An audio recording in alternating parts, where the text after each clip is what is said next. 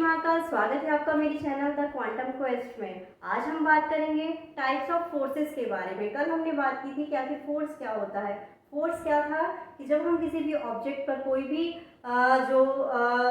भी आप दबाव या फिर कोई भी खिंचाव हम देते हैं उसकी स्थिति को परिवर्तित करने के लिए, उसमें क्या होता है, उसकी स्थिति परिवर्तित होती है, दिशा भी परिवर्तित होती है, उसका आकार भी परिवर्तित हो सकता है, तो वो हमारा कहलाता है फोर्स। आज हम बात करेंगे टाइप्स ऑफ फोर्सेस के बारे में। तो टाइप्स ऑफ फोर्सेस में हमारे फोर्सेस दो तरह के होते हैं।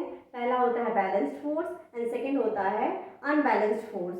जो बैलेंस्ड फोर्स है उसकी डेफिनेशन है, if the resultant of all the forces acting on a body is zero, so the force are called balanced force। तो यहाँ पर रिजल्टेंट क्या है, आपको समझ में आ रहा है कि रिजल्टेंट क्या होता है, बैलेंस्ड फोर्स क्या होता है। तो इसके लिए हम आपको बताएंगे एक एग्जांपल के थ्रू। जो रिजल्टेंट होता है वो होता है कि कोई भी ऑब्जेक्ट है उस पर हम जितने भी बल आरोपित कर रहे हैं, जितने भी फोर्सेस अप्लाई कर रहे हैं, उनको सबको प्लस कर देंगे तो उसका जो एक मेन पॉइंट निकलेगा, जो उसकी एक निश्चित क्वांटिटी निकलेगी, वो हमारा कहलाएगा रिजल्टेंट फोर्स। तो इसमें हमारा जो है कि इसमें हम कितने सारे फोर्सेस अप्लाई कर रहे हैं, उसका रिजल्टेंट हमारा क्या आ रहा है, शून्य आ रहा है। तो जैसे फॉर एग्जांपल के लिए हम इस मार्कर को ही लेते हैं, इस पर हम राइट साइड से मान लीजिए 10 न्यूटन का फोर्स अप्लाई कर रहे हैं, और जो हमारा लेफ्ट हैंड है इससे भी हम 10 न्यूटन का ही फोर्स अप्लाई कर रहे हैं। वो 10 न्यूटन का फोर्स अप्लाई किया, तो आपको क्या समझ में आ रहा है, ये जो हमारा मार्कर है ये कहीं मूव कर रहा है, नहीं कर रहा है। तो इसमें क्या हो जाएगा, इसका रिजल्टेंट हमारा क्या हो जाएगा, क्योंकि हमने दोनों तरफ से इक्वल फोर्स अप्लाई किया है, तो इसका रिजल्टेंट हो जाएगा शून्य। तो ये हमारा कहलाएगा बैलेंस्ड फोर्स। या फिर हम इसको दोनों तरफ से इक्वल, जो हमारा फोर्स है उसे इक्वल फोर्स के साथ हम इसको खींचें, तो क्या ये अपनी जगह से मूव कर रही है, चीज नहीं कर रही है, तो ये भी हमारा क्या कहलाएगा, बैलेंस्ड फोर्स, क्योंकि ये अपनी जगह को मूव नहीं कर रही है।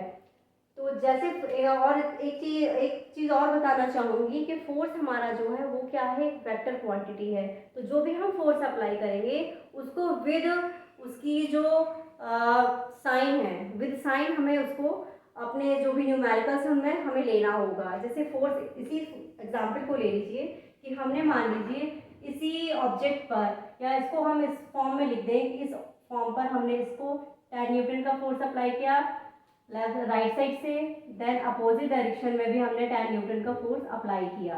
ओके, राइट साइड से भी जब हम राइट साइड से फोर्स अप्लाई कर रहे हैं तो वो हमारा पॉजिटिव रहेगा, देन हम जब लेफ्ट साइड से फोर्स अप्लाई कर रहे हैं तो वो हमारा नेगेटिव हो जाएगा। तो जो हमारा रिजल्टेंट फोर्स हो जाएगा F equal F1 plus F2। सो F1 हमारा है +10 एंड F2 है हमारा -10, क्योंकि हमने अपोजिट डायरेक्शन से उस फोर्स को अप्लाई किया है।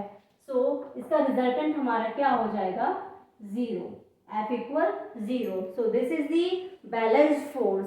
अब हम बात करते हैं नॉन बैलेंस्ड फोर्स की या अनबैलेंस्ड फोर्स की। तो अनबैलेंस्ड फोर्स क्या होते हैं, if the resultant of all the forces acting on a body is not zero.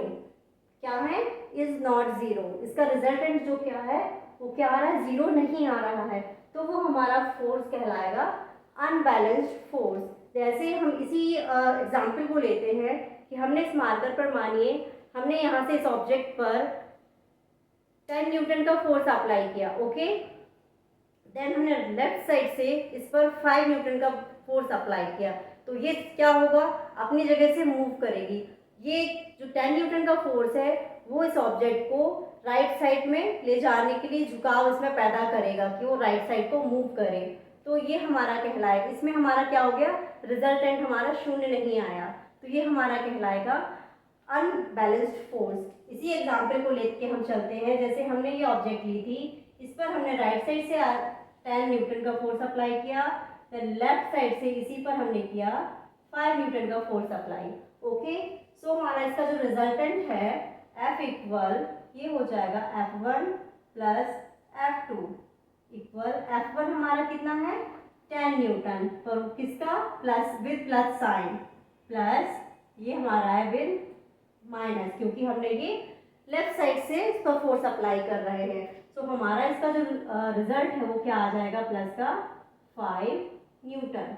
जो रिजल्टेंट हमारा मिला हमें वो क्या मिला, 5 newton. So this is the unbalanced force.